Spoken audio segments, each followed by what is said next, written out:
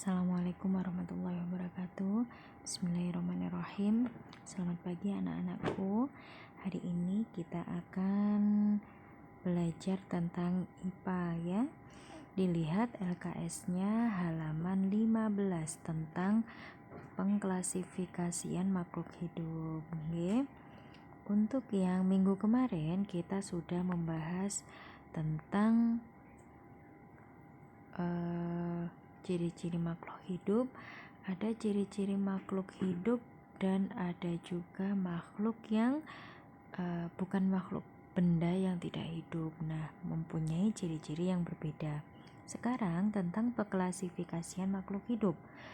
Klasifikasi makhluk hidup adalah proses atau kegiatan mengelompokkan suatu organisme ke dalam suatu unit kelompok berdasarkan persamaan ciri-ciri yang dimiliki. Nah, dari situ, dari pengelompokan itu nanti ada pemberian nama makhluk hidup berdasarkan ciri-cirinya. Nah, klasifikasi makhluk hidup itu mempunyai bapak taksonomi yang namanya Carl von Linné, lebih dikenal dengan nama Charles Linnaeus ya.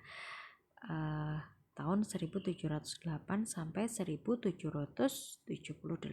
Kemudian ilmu yang mengetahui atau ilmu yang mempelajari tentang pengelompokan makhluk hidup berdasarkan ciri-cirinya dinamakan ilmu taksonomi. Oke, ilmu taksonomi.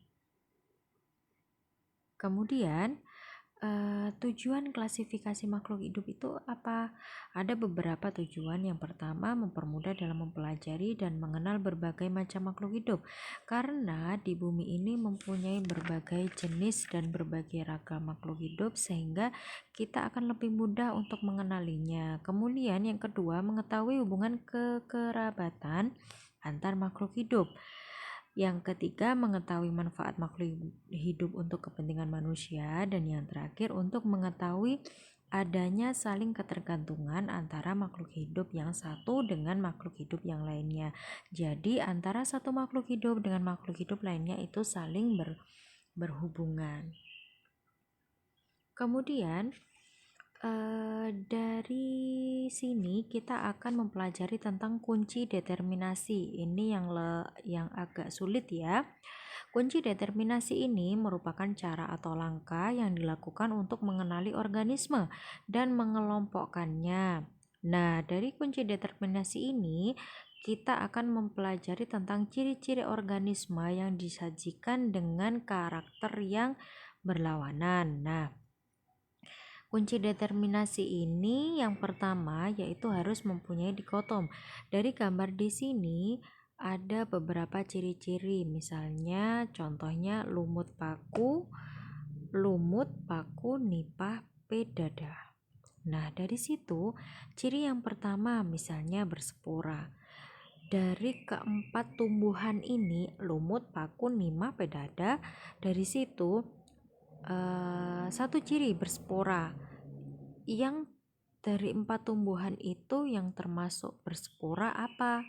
Berarti dimasukkan paku dan lumut. Kemudian yang tidak berspora sisanya apa? Berarti nipah, pedada. Kemudian dari berspora itu dibagi menjadi berbatang jelas dan tidak berbatang jelas. Kalau paku itu termasuk berbatang jelas, kalau lumut tidak berbatang jelas. Kemudian masuk ke yang tidak berspora. Kalau tidak berspora itu ada biji tertutup dan biji terbuka. Nah, dari biji tertutup itu yang sudah masuk ke tidak berspora itu masuk ke termasuk tumbuhan biji tertutup, berarti nipah, pedada, dan bakau.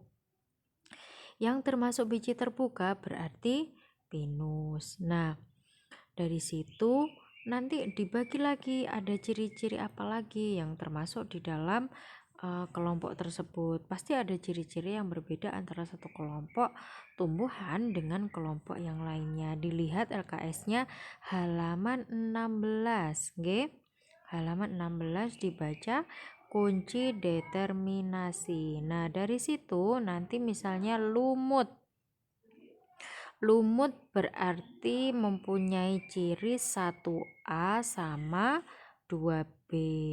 Kalau misalnya paku berarti mempunyai ciri 1A dan 2A. Nah, kita akan bisa mempelajari kelompok-kelompok itu di ada nomornya sendiri. Dan dari kunci determinasi nanti kita akan mempelajari tentang tingkat takson. Nah, Linnaeus berdasarkan persamaannya itu mempunyai tingkat klasifikasi yang disebut dengan takson.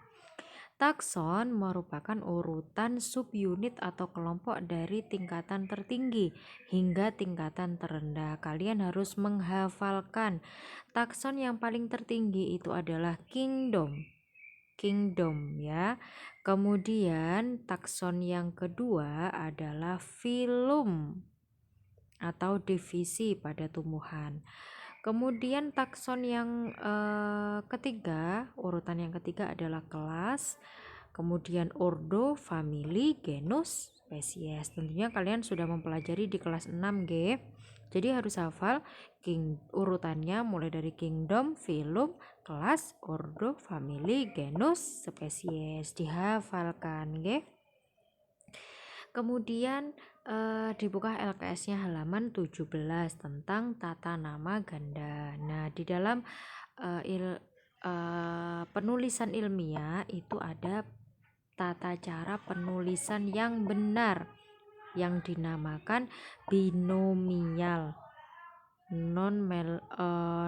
nomenklatur atau tata nama ganda merupakan sistem yang digunakan untuk mengidentifikasi semua organisme di bumi. Misalnya, ada nama lain dari padi, namanya Oryza sativa. Itu adalah nama lain dari padi, Oryza sativa. Nah, dari dua kata tersebut, Oryza itu disebut dengan genus, sativa itu disebut dengan spesies. Jadi dua kata yang depan dinamakan genus, yang belakang itu dinamakan spesies. Pada teks dengan huruf tegak atau huruf Latin, nama ilmiah ditulis dengan huruf miring dan sebaliknya. Contohnya di situ dilihat Zimais. Zimais itu adalah nama Latin dari tumbuhan jagung. Nama ilmiahnya tumbuhan jagung itu adalah Zimais. Bacanya Zimais-nya. Zia itu dinamakan genus, mais-nya adalah spesies. Cara penulisannya huruf depan atau huruf genus, huruf awal itu menggunakan huruf kapital atau huruf besar, sedangkan untuk kata yang kedua huruf depannya harus kecil. Ngoten nggih. Itu adalah materi di pagi hari ini. Semoga bermanfaat. Dilihat LKS-nya halaman 17 nggih. Nanti kalau misalnya ada kesulitan ataupun ada materi yang memang belum paham, nanti bisa tanya dengan Bu Binti ya. Terima kasih anak-anakku, semoga bermanfaat. Assalamualaikum warahmatullahi wabarakatuh.